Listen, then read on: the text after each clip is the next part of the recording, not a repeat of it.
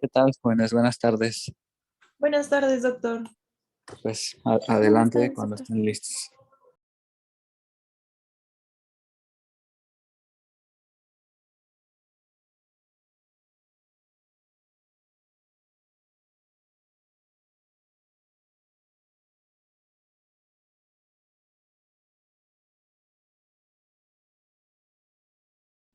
Sí, ¿me escucho? Sí, Sí, bueno, sí, ok. Bueno, buenas tardes. Nosotros vamos a hablar de retinoblastoma.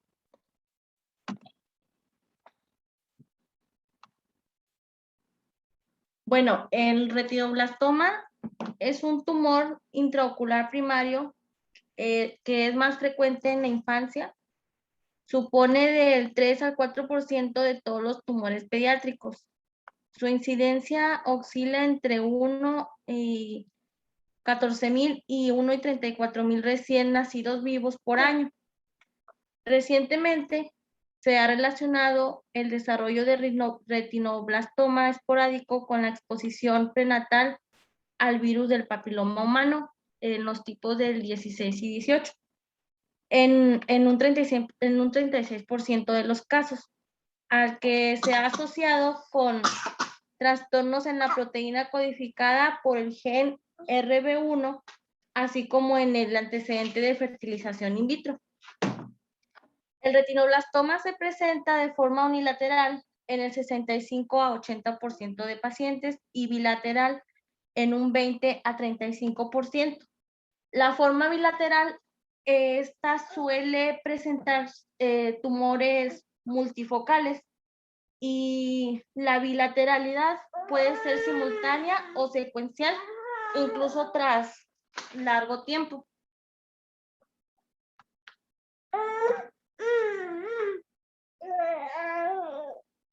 El retinoblastoma puede surgir de forma esporádica, sin historia familiar previa, o también puede presentarse como un tumor familiar. En un 5 a un 10% de los casos van a tener antecedentes familiares y un 90 a 95% van a ser esporádicos. La edad media de diagnóstico sin historia familiar previa es de 25 meses para los casos unilaterales y de 15 meses en los casos bilaterales. Con historia familiar, el diagnóstico va a ser más precoz, con un pico bimodal a los diagnósticos, perdón, permítame tantito.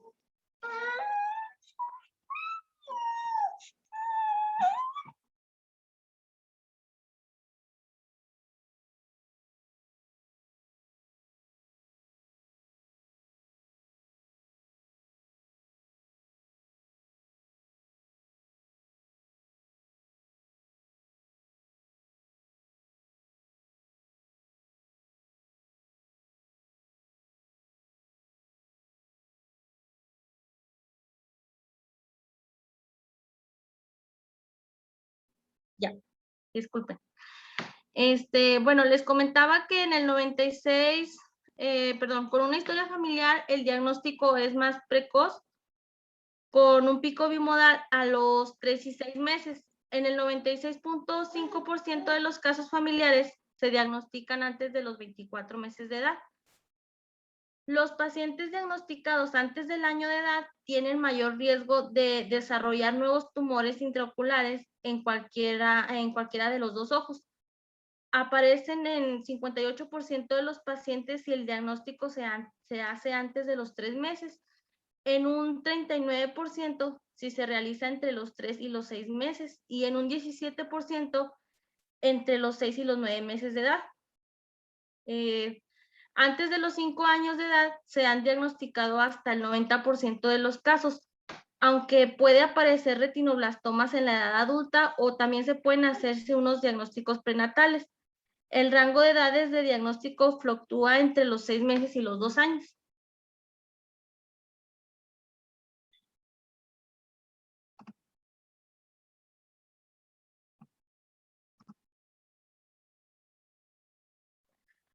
Bueno, las presentaciones bilaterales y bilateral y familiar son causadas por una mutación germinal y por lo tanto van a ser heredables a diferencia de los tumores unilaterales y esporádicos. Sin embargo, del 10 al 15% de los niños con presentación unilateral esporádica van a presentar una mutación germinal. Es característico que los casos no hereditarios sean tumores unilaterales y unifocales y que su diagnóstico sea más tardío. Pero el 15 al 20% de los retinoblastomas esporádicos unilaterales, estos se deben a mutaciones germinales. El retinoblastoma es uno de los escasos tumores que en el ser humano se trata sin confirmarse por una biopsia de tejido, ya que cuando ocurre la aspiración con aguja fina para la citología va a aumentar el riesgo de diseminación sistémica.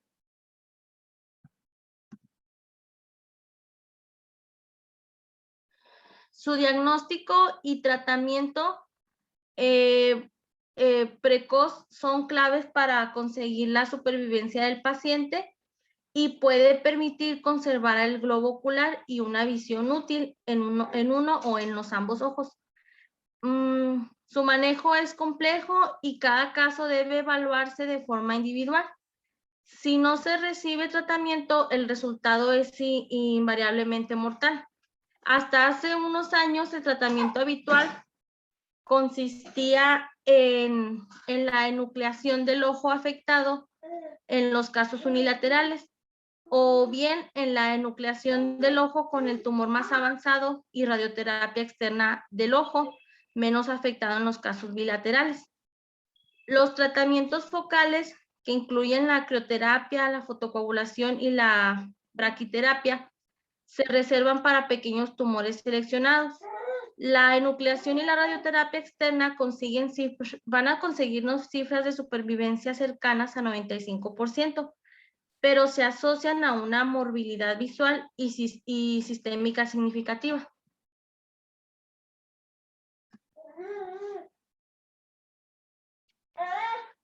Bueno, dentro de la genética, el retinoblastoma se presenta cuando ambas copias del gen RB es inactivado debido a mutaciones. El gen del retinoblastoma se encuentra ubicado en el cromosoma 13q14 y se conoce que codifica para la síntesis de una proteína supresora del tumor que por lo general inhibe la formación de cánceres, no solo a nivel ocular, sino de manera sistémica. Se han descrito múltiples anomalías fenotípicas asociadas al retinoblastoma, que se engloban en el síndrome de lesión 13q14, que incluye microcefalia, puente nasal ancho y prominente, hipertelorismo, dismorfias de línea media facial, entre otros. Suelen ser mínimas, apareciendo en un 0.05% de pacientes.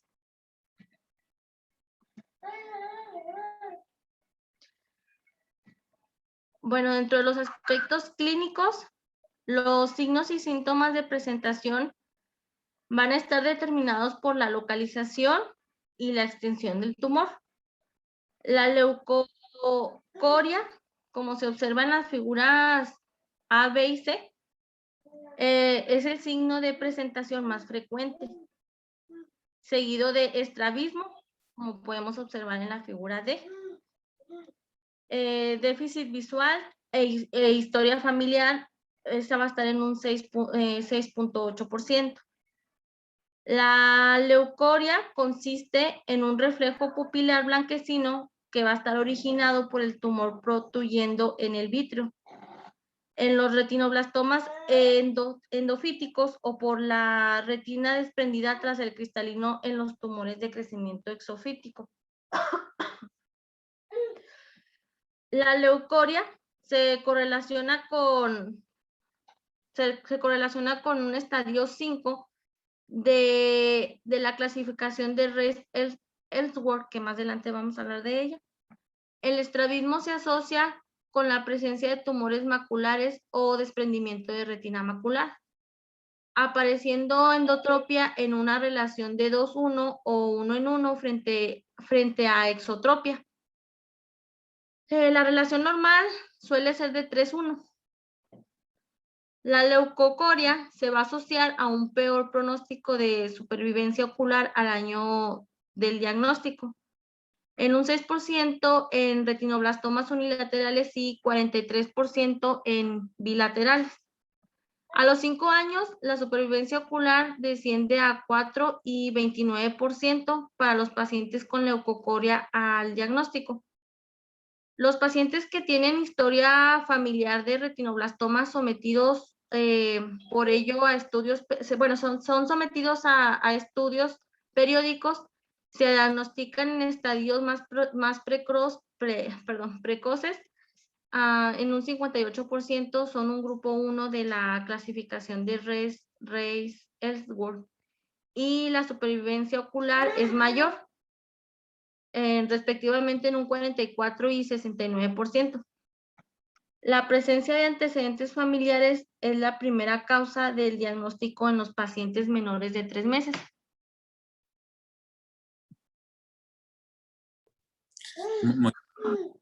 Entonces, fíjense que en relación a este tema, pues básicamente no es que le demos tanta importancia porque a veces dicen algunos compañeros o algunas, que qué importancia tiene pues básicamente tocar el tema de tumores. Tumores oculares, existe una gran variedad, pero la importancia de este es porque a veces los signos clínicos que aparecen, pues a veces son pasados por alto, ¿no? Especialmente lo que tiene que ver, o el que tiene que ver con la leucocoria.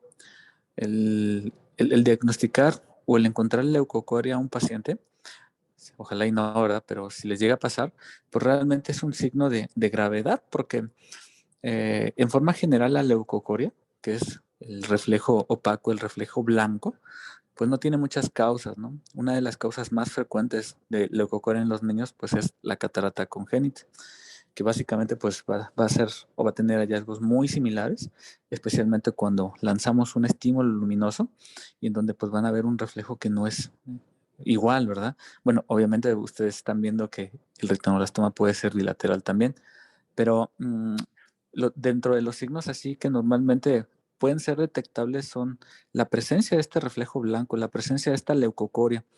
Si ustedes en algún momento llegan a tener algún paciente que revisen por el motivo que sea y detectan que los reflejos son extraños, son opacos, son raros, son pacientes que deben ser referidos. Porque así como están viendo y están escuchando, este es un tumor agresivo en donde entre más tiempo pase, la posibilidad de supervivencia ocular y del paciente pues va bajando, ¿no? Entonces son tumores que tienen un alto grado de metástasis, su poder metastásico es muy fuerte y normalmente pues hay pacientes que pueden desarrollarlo en uno o en ambos ojos, pero dentro de lo que nosotros podemos hacer y nos toca es que si en algún momento vemos a un paciente con leucocoria, nuestras dos causas más frecuentes son una, catarata congénita y dos, un retinoblastoma. Entonces, ante la duda, los dos se deben de derivar de forma prioritaria, ¿verdad?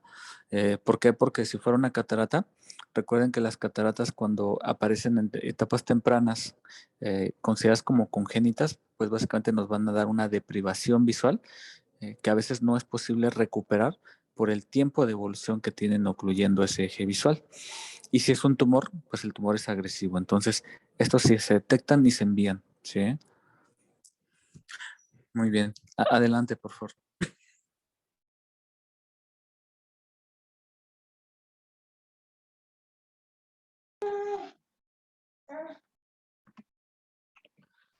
Bueno, en estadios tempranos se puede observar una lesión translúcida en la retina neurosensorial, como observamos en la figura A. En tumores más grandes se presentan vasos nutricios y de drenaje dilatados, como en la figura B. En los tumores de mayor tamaño se van a presentar con focos de calcificación, que a esto se le va a llamar queso cottage. Bueno, los patrones de crecimiento del retinoblastoma se van a subdividir en intrarretiniano, que este va a estar limitado a la retina, endofítico, que es el crecimiento de tumor hacia la cavidad vítrea y se observa como una masa protuida hacia la cavidad vítrea asociado a siembras vítreas y de cámara anterior. En exofítico, que es el crecimiento hacia las capas externas de la retina, al espacio subretiniano y coroides, y se asocia a desprendimiento de retina y siembras subretinianas. También tenemos el mixto, que es una presentación más común que combina crecimientos endofítico y exofítico. Tenemos patrón infiltrativo difuso, que es la forma menos común y es una infiltración plana de la retina sin masa obvia y de lento crecimiento que dificulta el diagnóstico.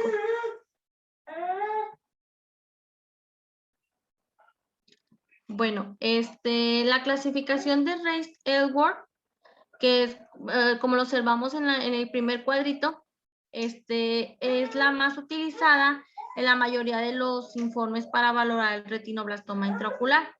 Está considerado el número, tamaño y localización de los distintos tumores y la presencia o ausencia de siembras vítreas. Está ideado para predecir la supervivencia ocular y el pronóstico visual tras la aplicación de radioterapia externa como tratamiento aislado. Es poco práctica para valorar la respuesta a la quimiorreducción, aunque sigue siendo la más utilizada para comparar resultados entre los distintos autores.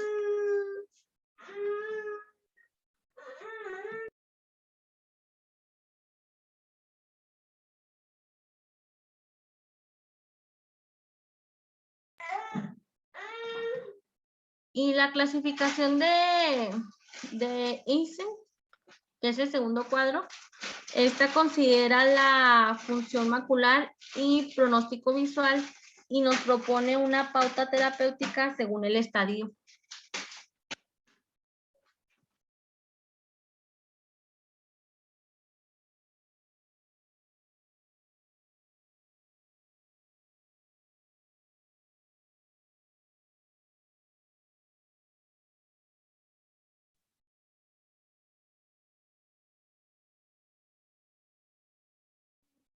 Bueno, en la anatomía patológica, dale la que sigue, por favor. Bueno, el retinoblastoma es de origen necroendodérmico que puede originarse de cualquier capa de la retina sensorial. Se puede identificar rosetas patognomónicas de la enfermedad, que son las rosetas de Flexner-Wissner, que son columnas de células cuboides en torno a la luz central delimitada por una membrana, y estas rosetas pues van a ser muy características del retinoblastoma. Las rosetas de Homer-Wright van a ser menos frecuentes y estas van a estar formadas por células en torno a una malla fibrilar que van a estar presentes también en neuroblastomas, meduloblastomas y medulopiteliomas. También pueden aparecer células agrupadas en forma de racimos que se les denomina pleuretes, con prolongaciones eosináfilas que van a proyectar hacia una membrana fenestrada. Y las calcificaciones, que van a ser también una característica muy común que se van a presentar en áreas de necrosis.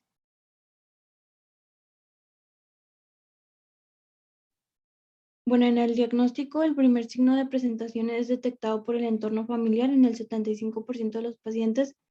Entre el primer signo y el diagnóstico del retinoblastoma van a transcurrir 1.5 meses de media en los casos unilaterales y 2.25 meses en los casos bilaterales, observándose una tendencia a una menor supervivencia ocular en los pacientes con retinoblastoma bilateral y diagnóstico retrasado. El tiempo medio de retraso es de 2.5 meses y el signo de presentación es el estrabismo, y 1.5 meses si es la leucoria. El estudio con oftalmoscopía indirecta de la retina de ambos ojos es la base del diagnóstico, y esta debe realizarse con dilatación pupilar y una adecuada inmovilización del paciente. Siempre que es posible se va a realizar la videoretinografía, y el retinoblastoma va a aparecer como una masa blanca o nacarada, vascularizada y con frecuentes áreas de calcificación que va a emerger de la retina sensorial. La presencia de desprendimiento de retina o hemorragia vítrea pueden dificultar el diagnóstico.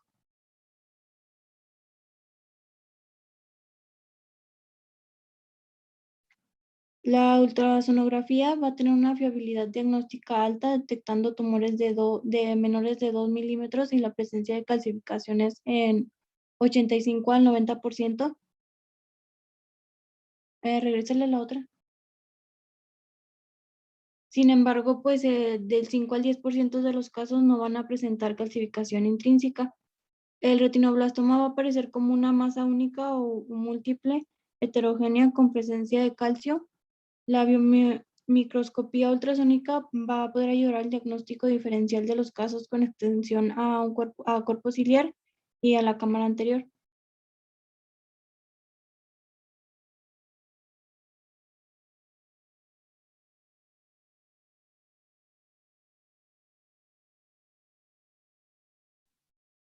Bueno, la tomografía computarizada va a permitir delimitar la masa tumoral y es la prueba más sensible en el 90%.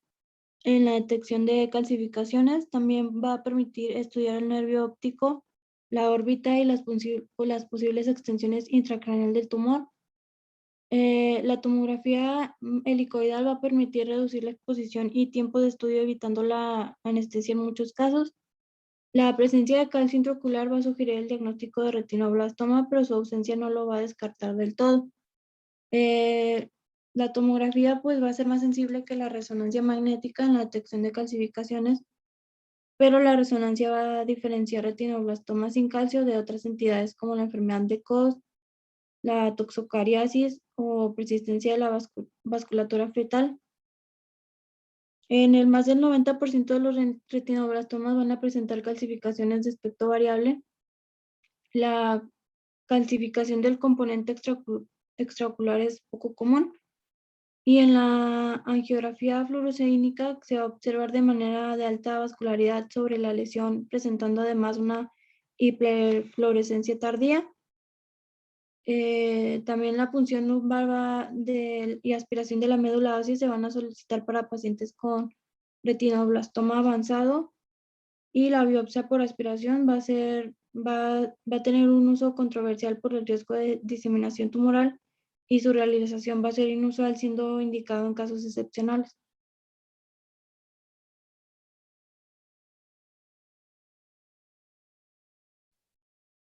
En el diagnóstico diferencial deben excluirse todas aquellas lesiones que simulen un tumor ocular solitario, como amartomas astrocíticos y toxocaracanis,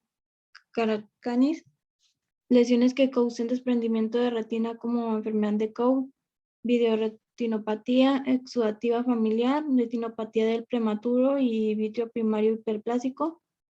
Otras causas son las que causan leucocoria, como la catarata congénita, endoftalmitis metastásica, meduloepitelioma, hemangiomas capilares, el hematoma combinado de retina y el epitelio pigmentario retiniano.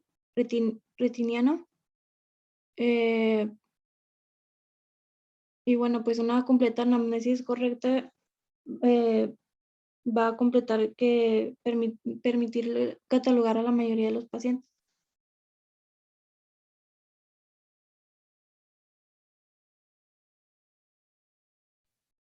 Bueno, y en su tratamiento, el diagnóstico más precoz y el desarrollo de distintos métodos de tratamiento han cambiado los protocolos terapéuticos, que han evolucionado con el propósito no solo de la supervivencia, sino de la conservación del globo ocular, así como la preservación de la visión y disminuir la aparición de segundos tumores. El manejo pues va a ser individual y basado en diversas consideraciones, incluyendo la edad, lateralidad, localización, estadio, pronóstico visual y condición sistémica. En años recientes se ha incrementado el uso de quimioterapia aunada a métodos de tratamiento focal como termoterapia transpupilar, fotocoagulación láser y crioterapia, que es una nueva tendencia que se desarrolló debido al riesgo del incrementado de segundos tumores con la aplicación de radiación externa.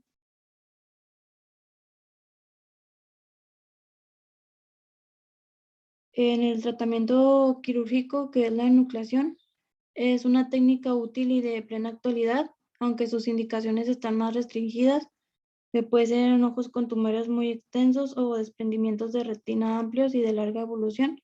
sin posibilidad de conseguir una visión útil y en pacientes con tumores activos en ojos ciegos, fracaso del tratamiento conservador, presencia de glaucoma neovascular, siembra tumoral en pars plana, invasión de cámara anterior, coroides o nervio óptico y en caso de extensión orbitaria, que es la pérdida de la transparencia de medios, que es pues, la catarata o una hemorragia vítrea, que impidan la exploración ocular y un seguimiento correcto.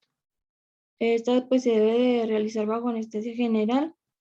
Es de suma importancia la mínima manipulación y evitar cualquier perforación del globo ocular, intentando obtener la mayor cantidad posible de nervio óptico. En el mismo acto se va a colocar un implante orbitario poroso de polietileno lineal de alta densidad que va a reemplazar el volumen perdido y estimulando así el crecimiento orbitario y va a mejorar la movilidad de la prótesis externa, así como el aspecto cosmético.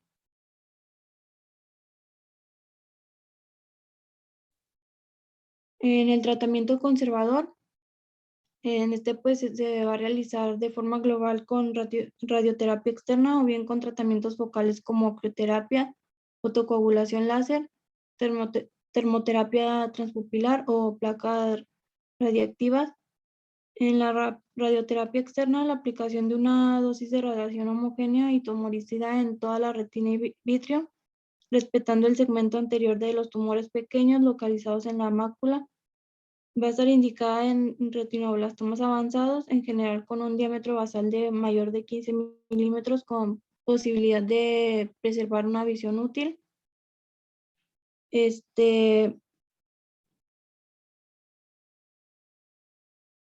Las distintas, no, dale la anterior. Las distintas técnicas de tratamiento pueden dividirse en dos grupos, que son las que radian todo el globo ocular y las técnicas que evitan el cristalino. En todas es preciso inmovilizar al paciente de forma adecuada, si es preciso con sedación o anestesia, y la dosis prescrita es de 4.200 a 4.600 grays.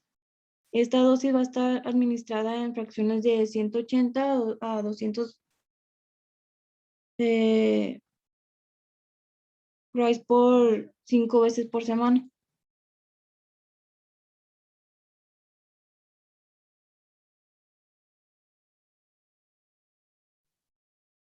El inconveniente de este tipo de tratamientos es el aumento del riesgo de desarrollar segundos tumores con una incidencia acumulada del 1% por año de vida. Este riesgo pues se va a incrementar entre 2 y 8 veces en pacientes que reciben el tratamiento durante el primer año de vida. La supervivencia con este método de tratamiento es del 85 al 100% con preservación del órgano de 58 a 88.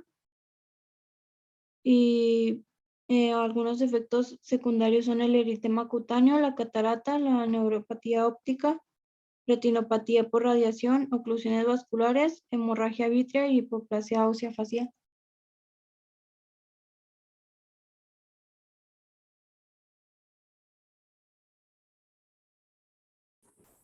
Después vamos a tener la braquiterapia.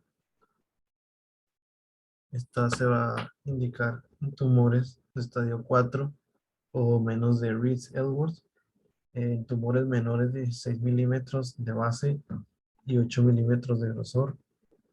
También en tumores que no respondieron a otros tratamientos, incluyendo la radioterapia externa, la fotocoagulación o crioterapia. Y el más utilizado es el yodo, que también se han utilizado el rutenio y el iridio.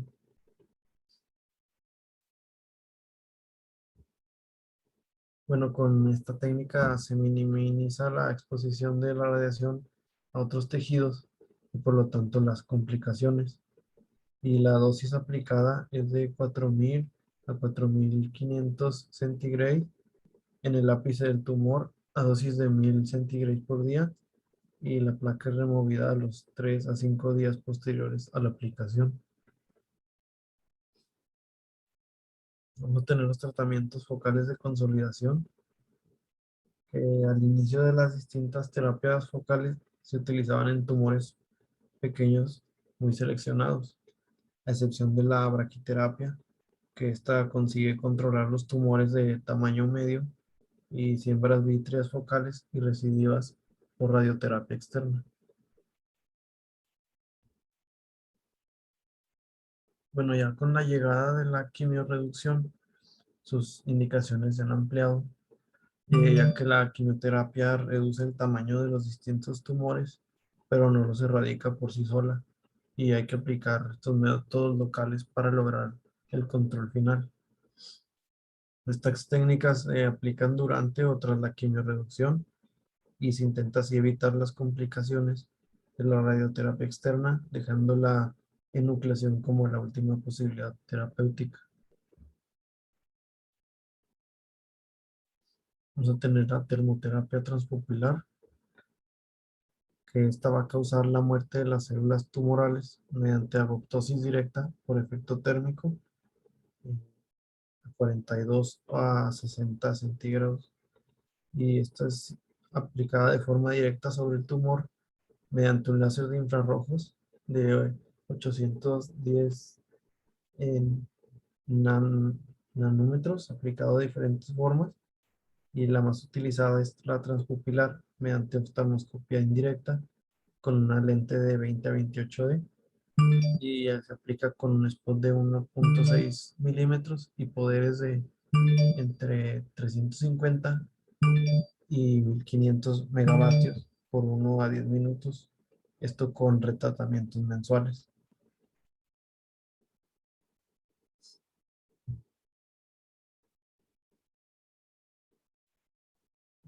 Que sigue, por favor.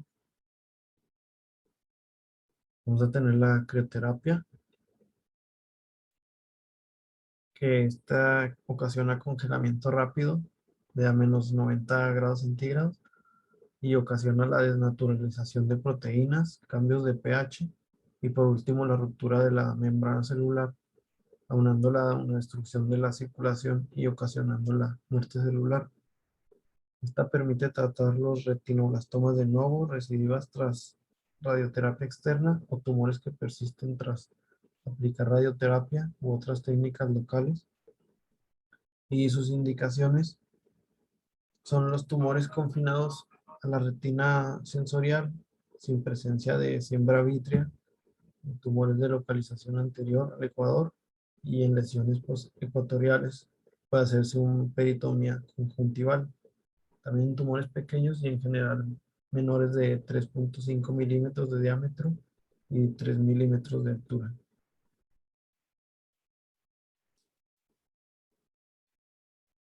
El método de aplicación es mediante congelación